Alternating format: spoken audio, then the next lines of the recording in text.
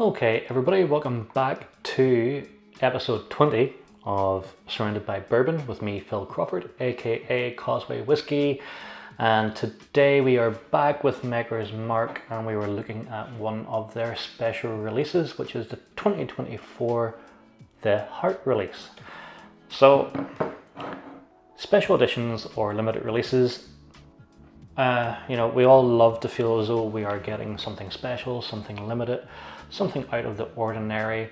And the whiskey world, whether it is here in the US, whether it is in Ireland, the UK, or anywhere around the world, is indeed awash with special editions and limited editions, really in an effort to part you with more cash. I guess not to pick on anyone in particular, but I do like picking on them, is Diageo. They are well renowned for their special releases that come out annually of their single malt range, and especially in recent years they really have added eye-watering price increases to those core product lines. And the thing is that due to those exorbitantly high prices, and oftentimes a perception that the quality of liquid that you were getting was not that special and not worthy of the price, well, let's just say it's very easy to find dusty bottles of Diageo special releases going back to the 2020, 2021 in many whiskey shops, even here in the US. And in fact, back home this year, in the UK and Ireland, Diageo were doing basically a fire sale of inventory of those special releases on the Bezos marketplace, that is Amazon, with some prices 40 to 50%, even lower below recommended retail price. Now, of course, the US and the bourbon community is not immune to the idea of special releases, and people love hunting down these supposed unicorn bottles, and I guess this is an allocated bourbon from Maker's Mark, the Heart release, so this is one of them. But are they really worth it? This is kind of what the review is going to highlight. So within Maker's Mark itself, so far we have had in the special release or limited release idea, we've had the Keeper's release, which was to showcase the skills of those who look after maturation in the warehouses, the rick houses. The Heart release was really inspired by the distillery team, covering all aspects of things that they do, from the milling to the mashing to the distillation. And so the question is, what makes this different from a regular Maker's Mark per se? Well, what it comes down to is how it is finished. So this has been finished with 2 sets of virgin French oak staves, 10 staves each in each set. One set was inserted into the barrel for 5 weeks and the other for 9 weeks, and the maturation occurred in the limestone cellar in the distillery property, where they matured the cellar aged Maker's Mark, which I believe is quite sought after. Now, price wise, this cost me $88, I believe, and so that's quite a markup compared to normal Maker's Mark, and even Maker's Mark cask strength, which is normally available here for about $41. So does this special edition warrant the price? Well, let's talk about the mash bill. It is the normal mash bill that you get from Maker's Mark. It's 70% corn, 16% wheat, and 14% malted barley. This is bottled at 55.85% ABV or 111.7 proof, so it's pretty up there in the alcohol content.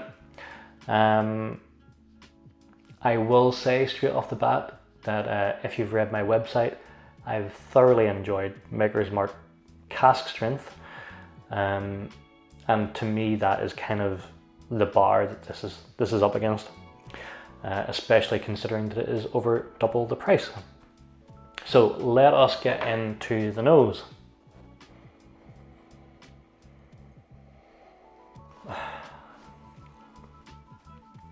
It is a lovely nose, I am going to say that. A very, very inviting nose. So straight off the bat we get lots of maraschino cherry, there's cacao nibs, there's caramel sauce, there's some bruised mint leaves as well. There is quite a lot of oak here, it is oak forward, there's also espresso going on.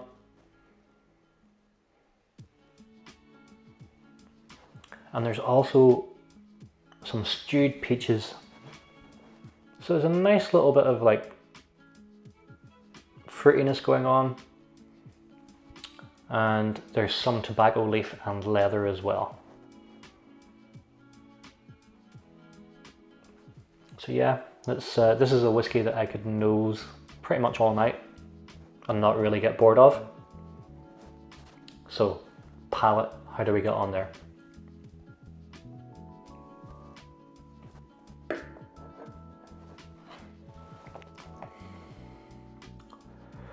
Oh, okay. That is very oak forward. It is very hot and spicy. Very spicy. Well, okay. Mouthfeel wise though, it is nice and oily. It's pretty chewy, but man is that spicy.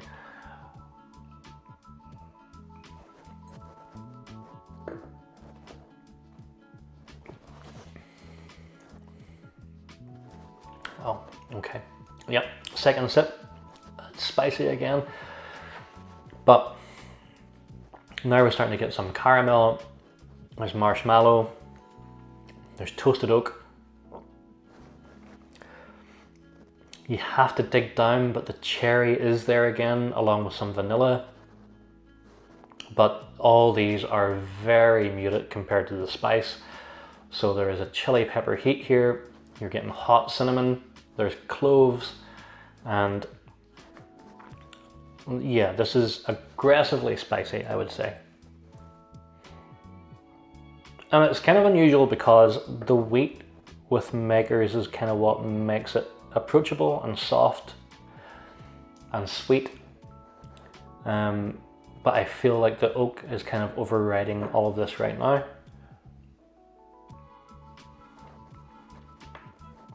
So at full strength, finish wise, I would say this is it's a medium, just about a medium length, but plenty of prickly oak spices. There's capsicum, you know, like the chili heat. There's some flat cola in there too, and a bit of leather. So what I am going to do now is, as you can see, I have my my water dropper handy.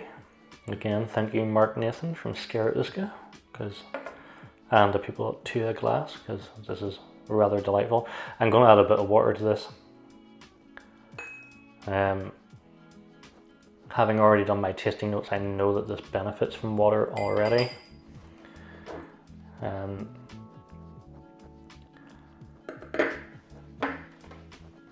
let that sit for a little second before we get back into the nose and see what it brings. So water definitely opens things up here. Straight away you're getting like orange peel. There's a bit more menthol going on. Getting s'mores cooked over a nice little campfire. So biscuity, marshmallow, a little bit of smoke.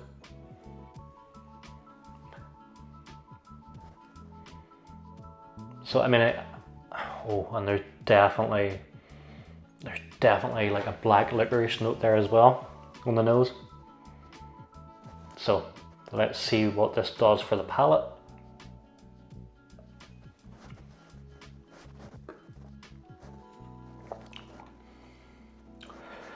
Yes. So this tames things markedly. There's still a bit of spice, there's still a bit of oak, but now we're getting like sweetened black espresso. Again, some cola sweetness. There's chocolate in there.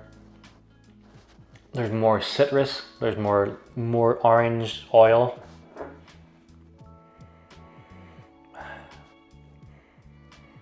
Just all around an improvement, I will say.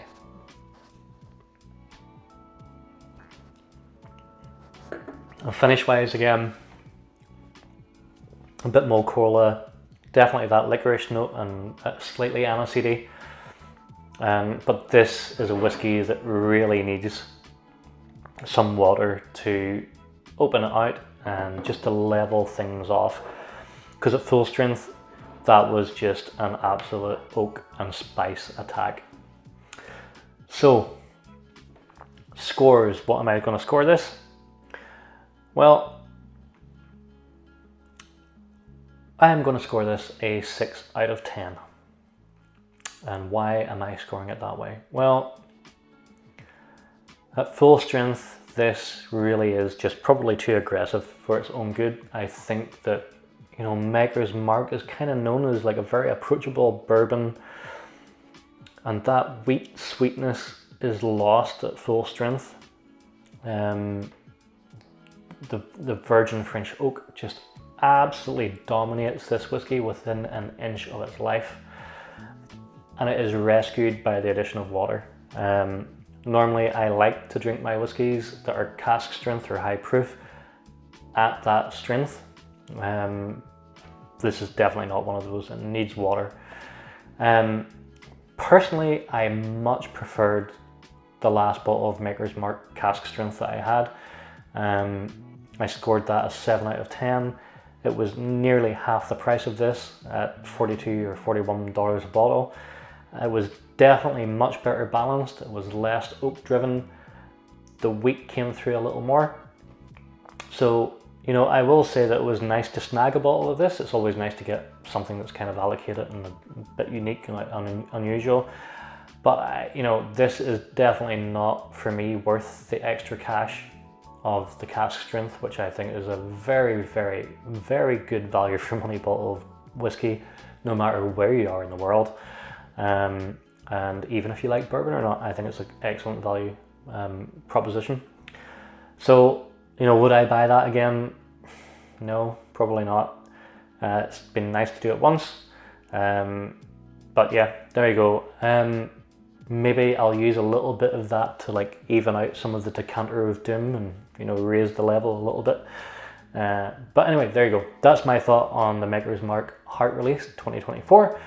Thank you so much for watching again. Please like, subscribe, comment, and all that good stuff, especially the comments.